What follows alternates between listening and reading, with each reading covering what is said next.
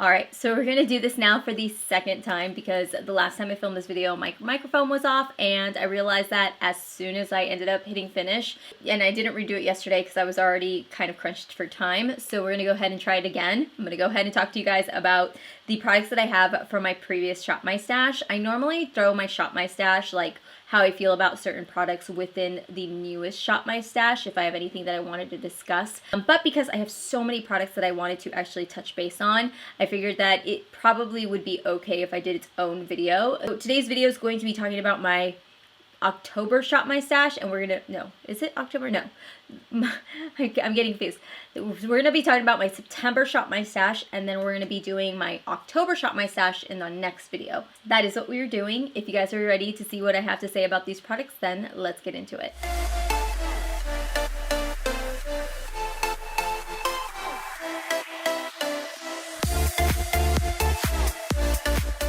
Alright, so we're going to go ahead and start off with the first product that I got a lot of questions on. This here is the Bronze Goddess by Estee Lauder. This is in the shade medium number 2. And it looks like this, and it's pretty big, I will say. It's got really nice sizing for the packaging. And for being as big as it is, I will say that I do like it because it's pretty compact.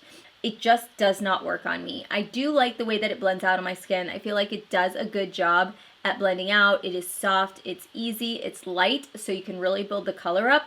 But aside from that, that's really all I like about it. What I noticed was that every time I would go to reach for a bronzer, I would avoid this bronzer. So I ended up actually pulling out this palette, which is the Tarte Contour palette. And I don't know why I pulled this out of all of them because I used that as a bronzer, but I ended up throwing this into my Shop My Stash. And I've had this now for a while, and you guys can tell I love this shade right here because even though it's supposed to be like a contour shade, I feel like it's very light, that it almost blends in really nicely into the skin. It gives a small definition of color. You can definitely build it, but it just does this nice flush of color to my skin that I really like. So this is the product that I ended up pulling into my Shop My Stash. I love this palette, so I know for a fact that I do want to hold on to this one. I'm probably going to end up throwing this on my Poshmark. I'm just probably going to put that there.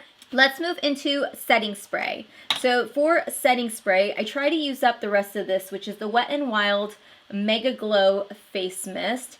This one came in the Crystal Cavern collection. I did do a full review on the entire collection that I'll link it here. I do believe you can still pick up that collection or pieces from the collection on their website. I haven't really seen it in store, but that is a really great collection. The eyeshadows are amazing. They've got a highlighter that is beautiful. But this is actually one of the products. This is an Aura Booster. My thing with this is that I really just don't see anything with it. I've used about 3/4 of it now. I am almost done with it. I'm just going to go ahead and declutter it now because I know that if I put it back into my collection, I will not use it. The other one I wanted to talk about were powders. I ended up pulling out a couple of products. The first one I pulled out was the Art Deco, which in my first, not first impressions, but in my video where I tested out all my Shop My Stash makeup, I ended up tossing that really quickly because it was a terrible product. But I ended up pulling out just my Born This Way by Too Faced. I keep reaching back for this, you guys. I absolutely love this powder. I know for a fact that when I am finished, I will pick up another one. There's like certain powders that I have that I'm like, when I'm finished with my other powders, I know which one I will go back to. But this is one that I know for a fact, even though I have a ton of other translucent powders, I have to keep this in my collection. Oh, I do have one more powder that I used, which is the Cover FX. This is the matte setting powder in medium, and it has a texture, it has a color like this. There weren't very many shades to choose from, but I do like this powder. I think if you need that extra coverage for your skin, this is definitely gonna give you that coverage. I like the formula of it. It's a really good powder. I have no issues with it, so I am glad I pulled this out because I really feel like it really helped me when I needed that extra coverage. I have two primers to speak about. The first one I have is the Catrice Prime and Fine Pore Refining Shine Anti-Shine Base, and this is supposed to be mattifying, long-lasting, and oil-free. I do not feel like this really does a whole lot. I think if anything, it slightly reminds me a little bit of the Fenty Beauty Pro Filter in the regards that I don't feel like the Fenty primer does anything for my skin also, but it does a good job at just hydrating my skin, making sure that it's got a nice tacky base for my foundation. But that's about it. I don't find it to be any more mattifying than anything else. I feel like it doesn't really mattify my skin. I still feel like my pores are pretty enlarged, like it really doesn't do anything. But if you're looking for just like an everyday primer, you're not really looking for anything specific to Target, then this would be a good option because it's not really expensive. Catrice is a really affordable brand and you can find them at Ulta. The other one I wanted to speak about is the Dr. Brandt Pores No More Luminizing Primer.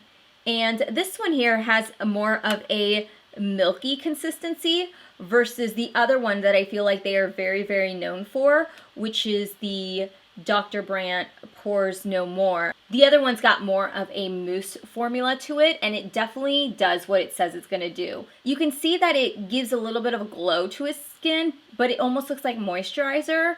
It doesn't, in my opinion, give any more illumination than you need.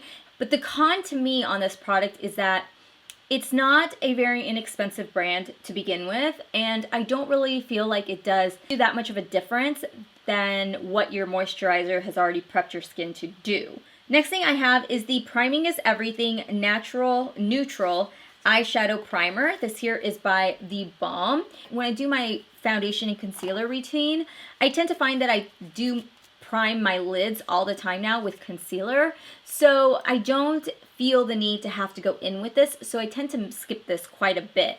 It's not a bad product. I mean, I didn't really use it very much, but just because I use concealer, I just don't ever reach for it.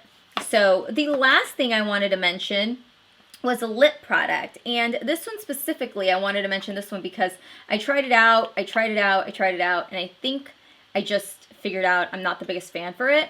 But this is the Pop Beauty Liquid Lipstick in the shade Nearly Nude. And I really loved the color in this. I thought the color was beautiful. And I kept finding that it was like one of those formulas for me that breaks up pretty quickly throughout the day. I think if you have a lot of fine lines in your lips, this is not a very forgiving formula. To me, this is a formula where you have to exfoliate your lips really well, hydrate your lips really well, because this stuff is like glue to your lips. I tried putting like gloss on top of this. It doesn't really do very well with gloss on it.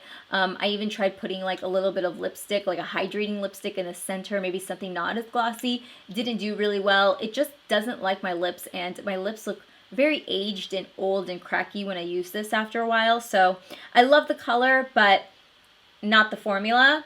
I think I only pulled out one palette this past month because that's all I had in my drawer by the time this video came up.